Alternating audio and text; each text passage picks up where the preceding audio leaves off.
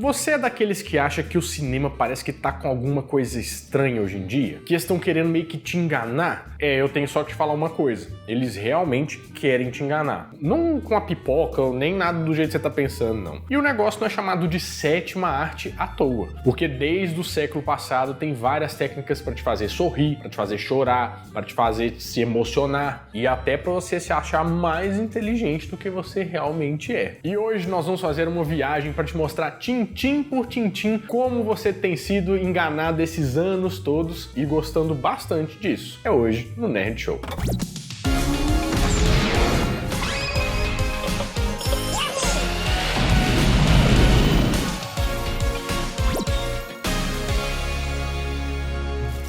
Fala, meus queridos amigos, como estão vocês? Vocês estão bom, né? Pra gente começar falando sobre como o cinema te enganou, eu acho que a gente tem que ir lá bem desde o início, porque desde o início eles começaram fazendo isso com você. A gente já chegou até a falar aqui que em 1895 os irmãos Lumière vieram com aquela revolução que seria os filmes, né? O cinema. E isso com alguns filmes, mas um deles era A Saída dos Operários da Fábrica.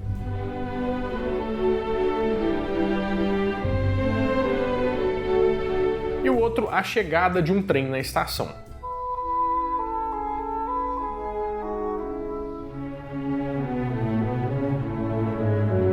Se você quiser saber mais detalhes sobre isso, tem um vídeo crocante prontinho sobre a história do IMDb, que é como que os filmes recebem nota. Um vídeo bem interessante que eu vou deixar aqui no card para vocês. Mas a gente tem que ir um pouquinho antes disso para entender uma coisa, que o cinema, os filmes só existem porque os humanos têm uma falha na visão, e eles sabiam disso. Vamos voltar para 1826, quando um rapaz chamado Joseph tirou a primeira fotografia da história. Tava meio borrado, meio chablausado, mas ele tirou. O nome da fotografia era View from the Window at La Grèce, que foi uma foto preto e branco que ele tirou da janela. Mas pra gente pode parecer uma coisa idiota, né? Porque hoje a gente tira foto de comida, foto de cachorrinho, um tanto de foto no mesmo lugar, com a mesma cara, que não precisa, né? Mas pra época foi revolucionário. Essa prática da tal fotografia se popularizou, só que as pessoas queriam mais. Eles queriam agora captar uma imagem em movimento. Quem resolve isso são os irmãos Lumière,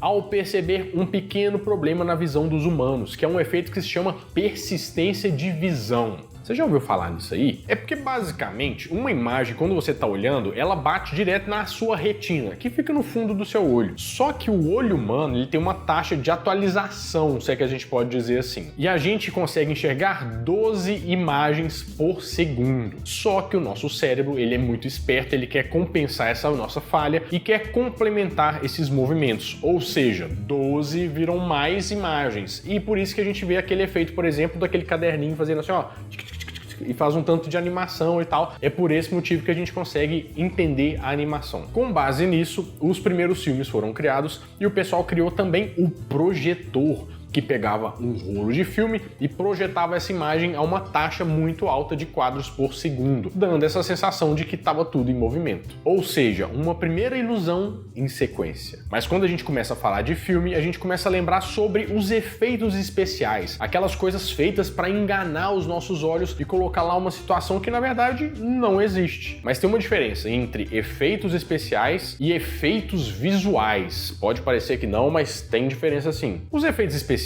eles são feitos na hora que está rolando a filmagem. Vamos supor que aparece um boneco, esse boneco é construído no mundo real. Vamos supor que vai rolar uma explosão, essa explosão é feita, o pessoal filma. Isso são efeitos práticos, efeitos especiais. E depois a gente fala sobre os efeitos visuais, mas vamos entender primeiro tudo sobre os efeitos especiais. O primeiro efeito especial foi criado pelo Alfred Clark em 1895, quando ele estava fazendo uma reconstituição da decapitação da Rainha Maria da Escócia.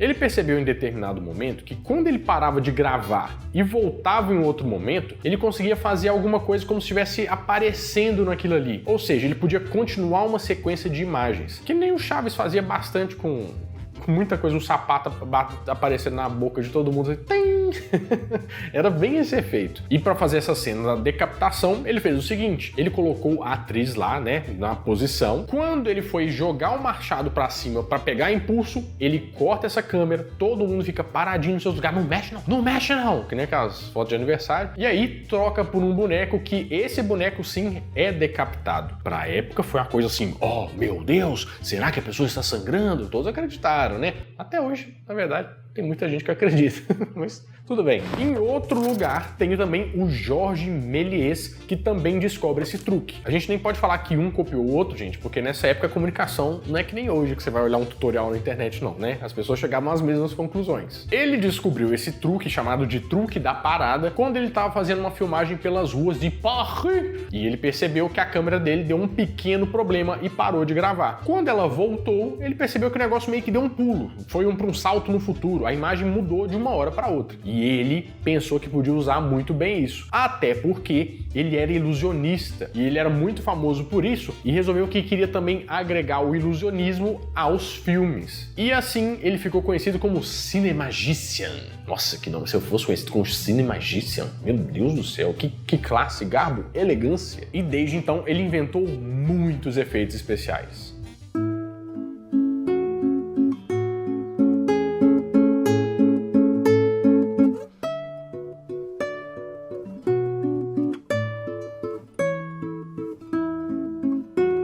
Mas mais técnicas foram surgindo ao longo dos anos, inclusive técnicas que o pessoal usava no teatro que foram portadas, né, transferidas também para o cinema. Uma delas é a técnica do fantasma da pimenta. É um nome meio bobo para uma tecnologia tão impressionante assim, né? Mas na verdade isso é impressionante até hoje. Nos teatros as pessoas queriam fazer algumas projeções de imagens. Vamos supor que você queria pôr um fantasma lá aparecendo. Usavam a técnica de colocar uma pessoa debaixo do palco iluminada e em cima do palco colocavam um vidro que essa imagem ia projetar nesse vidro, ou seja, ia fazer um reflexo que ia dar aquele aspecto de holograma, coisa que o pessoal usou muito nos teatros, usaram muito nos cinemas e a gente usa até hoje na tecnologia, por exemplo, para trazer cantores que já se foram, né, para a volta nos palcos. Outra técnica que eles usavam muito nos anos 30 eram as miniaturas e as pinturas foscas. As pinturas foscas funcionavam da seguinte forma: vamos supor que você está filmando O Senhor dos Anéis hoje em dia, né? E você precisa colocar um exército de 300 mil orcs num lugar que não existe, né? Como é que eles resolviam isso? Eles pegavam umas telas, faziam uma pintura do cenário todo e faziam um jogo de câmera para que isso encaixasse no fundo, para dar aquela sensação de amplitude, de um cenário que não existia mais. E funcionava muito bem, o pessoal tinha bastante a manha. Isso nos anos 30. E as miniaturas também funcionavam para criar ambiente, só que tudo em miniatura, mas muito bem detalhados para que a gente não percebesse que o negócio era pequenininho, né? E inclusive isso ajudou muito naqueles filmes de monstros, né? Por exemplo, King Kong, o Godzilla, que o monstro gigante invadia a cidade. Até nos Power Rangers, né? A gente sabe que aquilo tudo debaixo daquela cidade era tudo maquete, só as maquetes. Um dos filmes que mais fez sucesso e que juntou essas técnicas todas nele foi o filme Metrópolis, que inclusive foi um sucesso na época.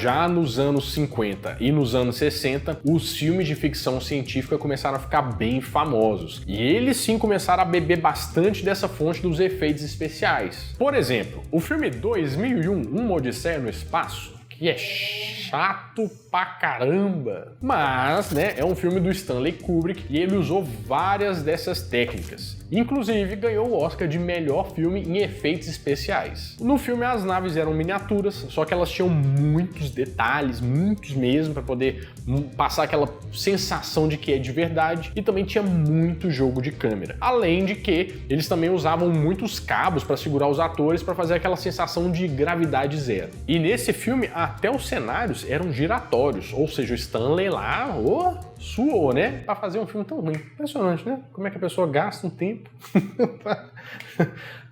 Foi triste. Mas apesar do 2001, quem populariza mesmo os efeitos especiais pesadamente é Star Wars de 1977. Ele usou de um tudo. E, inclusive, ele inaugura uma nova categoria, a categoria dos efeitos especiais caros pra caramba, né? Ele, inclusive, usa uma técnica muito especial que é a matte painting. O que significa isso? Inclusive eu falei num vídeo anterior aqui no Castelo Rá-Tim-Bum que eu ia falar mais sobre isso. Para eles fazerem os cenários fantásticos deles lá, eles faziam muito parecido com aquela técnica de pintura, só que aqui era uma pintura sobre o vidro e eles colocavam na frente da câmera essa pintura e encaixavam perfeitamente com as outras peças e miniaturas que eles queriam que tivessem movimento. Tudo que era pintado era estático. Fora isso, tudo tinha movimento. E é uma técnica usada desde lá do início do cinema, inclusive os filmes preto e branco faziam isso. Era muita tecnologia, né, meu Barelando? Muita tecnologia. Não é feitiçaria, é tecnologia. O que me lembra, falando sobre tecnologia, que eu tenho que dar um recado muito importante pro pessoal, meu Barelando. Que é assim, não é um recado importante, é o recado. Porque hoje mesmo é o último dia para você aproveitar os descontos da Black Week da Insider. Falei em tecnologia, lembrei da Tech T-Shirt. É o seguinte, a Black Week da Insider ia do dia 20 de novembro até o dia 24 de novembro, ou seja, hoje. E o desconto do Nerd Show, que normalmente é de 12%, agora está em 15%, mas tem mais, porque o código especial dessa campanha é NerdBF e você vai acumular esse desconto com os descontos que já estão rolando no site da Insider, ou seja, você pode chegar até 40% de desconto. Mas hoje é o último dia. Comprar uma camiseta da Insider com 40% de desconto, Brelando. Renato, eu entendi direito. Me fala um negócio aqui. A Insider tá na Black Friday. Sim. E ainda tem a Black Friday do Nerd Show. É impressionante, não é mesmo? Eu tô passada, chocada. Tech T-Shirt é a camiseta que é uma beleza, que essa aqui eu já tenho mais de um ano, essa camiseta, e ela continua pretinha, não perdeu um pouquinho de cor. Continua sem bolinha, gente, é uma camiseta, assim, sensacional. É a hora de você fazer o seu kit inteiro da Insider, até 40% de desconto, tá? Para você usufruir desse desconto, clica no primeiro link da descrição ou aponta a câmera do seu celular para esse QR Code que está aparecendo na tela. Não perde, gente, é o último dia. Depois você vai chorar litros se você perder essa promoção. Mas falando em litros, vamos voltar falando aqui do cinema, porque você tem que falar como é que eles fazem a chuva também.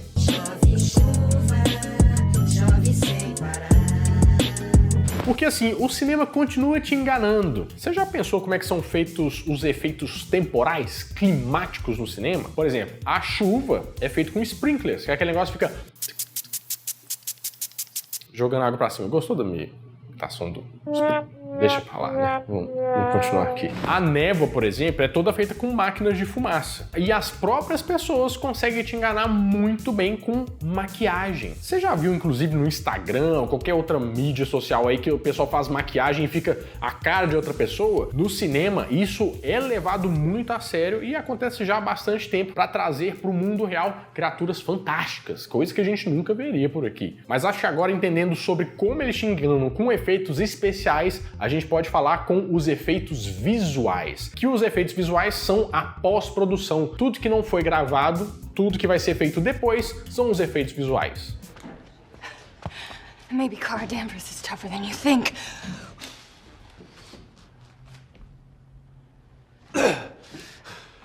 We're not gonna win this today. Maybe Cara Danvers is tougher than you think.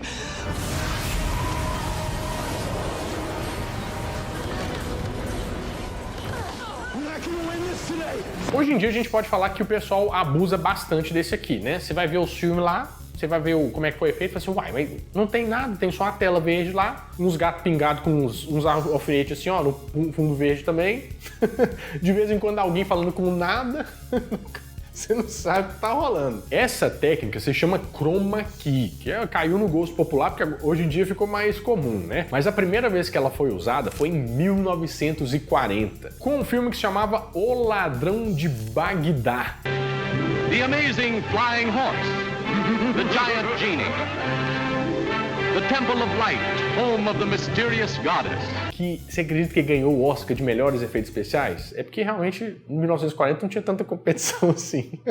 E essa técnica foi creditada à artista Lawrence Butler. Mas uma coisa que talvez você não saiba é que o chroma key não é que aquele pano verde se chama chroma key. Chroma key é a técnica. Qualquer cor pode ser usada para fazer um chroma key. Só que na verdade o verde e o azul são os mais comuns, porque primeiro, eles contrastam bastante com o tom da nossa pele e segundo, são cores mais difíceis da gente usar nas roupas, por exemplo. Mas tem um detalhe, o verde ficou mais famoso principalmente por causa da televisão, porque eles usavam muito chroma key lá no jornal, e o jornal o pessoal sempre tá usando um terno, e terno é muito comum de ter um terno azul, então o verde destaca muito mais e ajuda a fazer essa diferença de cor. Mas o chroma key a gente pensa que é usado só pra youtuber ficar fazendo react, né? Mas tem muito mais coisa do que isso. Por exemplo, vários cenários de filme que antes eles usavam a pintura, hoje eles fazem um fundo verde e adicionam isso tudo com um cenário 3D por trás do computador, que pode compensar mais, é um procedimento um pouco mais tecnológico, mas funciona igual se fosse a pintura. É só um jeito diferente, uma escolha que o pessoal tem. E você deve estar pensando que só isso vai te enganar, mas não. Tudo é pensado para te enganar. E tem mais. Inclusive os enquadramentos e jogos de câmera. O enquadramento, sabe quando a gente ficava brincando, fazia assim, ó? Tô te vendo aqui, ó. Fazendo um negócio aqui, cara crachá, meio, né, zorro total. Eles brincam isso porque eles estão vendo o enquadramento que vai aparecer. Porque o papel do diretor é ver qual enquadramento que vai passar a emoção e a intenção que ele quer pra você, que vai só assistir e não tá nem aí com isso. E tem várias cenas que eles colocam pra te dar alguma sensação. Por exemplo, você já viu que todo filme que vai começar, ele mostra um pedaço da cidade ou um pedaço de onde que aquela história vai se passar? Isso se chama plano de estabelecimento, que ele estabelece em qual lugar que essa história vai se passar. Aí você fala assim, beleza, estamos na Idade Média, beleza, estamos em Nova York. Tem um plano que se chama o close-up, que além de um ótimo dentifrício bucal, eu poderia chamar de dentifrício pela nossa idade, Babrilano? Acho que não. Creme dental representa. Pasta de dente, Babrilano. Pasta de dente. Mas depois a gente conversa sobre isso. O close-up serve para demonstrar uma emoção com mais ênfase. Vamos supor que você tá meio preocupado assim, ó. Porque eu fico meio preocupado quando o pessoal não deixa like no vídeo. Aí eu fico meio assim, a hora que não inscreve no canal eu fico... Aí vem um close, assim, em mim, né? Porque tá demonstrando que eu estou preocupado, porque a pessoa não se inscreveu, viu o Nerd Show há 16 anos, 12 anos, 16 anos, não sei, e não se inscreveu no canal. Pelo amor de Deus, se inscreve aí. Aí passa, vai pra outra cena. Tem também o plano detalhe, que é diferente do close, sabe por quê? Isso mostra um detalhe que não necessariamente é o rosto do ator. Pode ser só aquela gotinha de suor, pode ser também uma coisa que o ator tá segurando, que é importante você saber no futuro. Isso é o plano detalhe. E tem o plano sequência, que normalmente é aquele plano que dá mais uma continuidade sem ter corte de câmera numa cena. Que na verdade tem corte de câmera, mas é tudo invisível para você achar que é feito num take só. E tem o plano de câmera na mão, né? Que é para dar uma sensação mais amadora pro filme, mas com intenção. Por exemplo, aquele filme A Bruxa de Blair, quando o pessoal tá segurando a câmera assim, ó, e tá trêmolo, e tá aquela melequinha escorrendo aqui, ó. Também é um plano detalhe, né? Da melequinha. Mas é para mostrar que o pessoal tá meio desesperado, dá aquele sentimento, sai daí, vaza, ô menino, sai daí, você tá fazendo... Você fica agoniado, né? Isso foi usado também naquela cena inicial de O Resgate do Soldado Ryan, onde as pessoas quiseram filmar assim, o diretor, na verdade, porque ele queria dar aquela sensação de o soldado, na visão do soldado, o que tá rolando ali, como que rolou aquela treta toda. E tem outras coisas que são mais autorais, assim, por exemplo, Crash Zoom. O que é o Crash Zoom? O Tarantino que usa muito isso, é aquele negócio meio tipo... Esse é um Crash Zoom. Você vai falar de tubarão, não vai? Não vou falar de tubarão. Esse é o efeito vértigo, é outra coisa. Também é autoral. Mas o efeito Tarantino é mais ou menos esse aqui, ó. Bom, você tá vendo que você tá sendo muito manipulado, né? Mas tem mais, porque o roteirista também te manipula, sem você saber. Porque o roteirista te engana com a intenção das cenas que ele quer passar. Por exemplo, uma cena de chorar, e você chora, ele tá rindo em algum lugar, falando assim, consegui fazer com que essa pessoa se emocionasse. Às vezes a gente faz isso aqui no Nerd Show, Babarilando. A gente fala assim, ó, pode pôr uma musiquinha pro pessoal chorar aqui. Tudo isso acontece, faz parte do show. E por exemplo, assim, esse aqui me pegou um pouco desprevenido, medo porque eu me sentia um pouco inteligente, mas você já descobriu quem que é o assassino antes do cara do filme? E ficou assim, ó lá, ó, eu já sei quem que é o assassino. Eu já sei quem é. Foi ele que matou aqui. Isso é muito pensado pelos roteiristas pra te deixar com a sensação que você é inteligente e você continuar assistindo o filme. É tudo técnica. Me senti assim, sem chão agora. Ai, eu vou morrer. Bom, eu acho que você viu aqui por que o cinema te engana sempre, né? E da próxima vez que você vê alguém falando assim, ó, eu não gosto de filme porque filme é muito mentiroso, você vai, nesse momento, lembrar dessa carinha aqui, ó, falar assim, o Renato bem que avisou. E vamos falar a verdade, gente? Se eu quisesse uma coisa real, eu ia pra fila do banco, ficar pagando boleto, trem chato do caramba. Eu quero mesmo é ser muito enganado, viver dentro da Matrix. Claro que eu queria pagar um pouco menos por isso, né? E menos de R$67 um combo da pipoca com refrigerante. Mas eu acho que vocês entenderam o meu ponto, né? Fomos todos tapeados. Bom, meus amigos, é isso. Eu espero que vocês tenham gostado bastante desse vídeo. E se você gostou, ó, já deixa o seu like, se inscreve no canal e vai ver os outros 2 vídeos que estão aparecendo aqui, que eu tenho certeza que você vai gostar bastante. Bom, eu vou ficando por aqui, mas toda semana eu volto com mais um vídeo quentinho, fresquinho, crocante pra vocês. Então, adeus!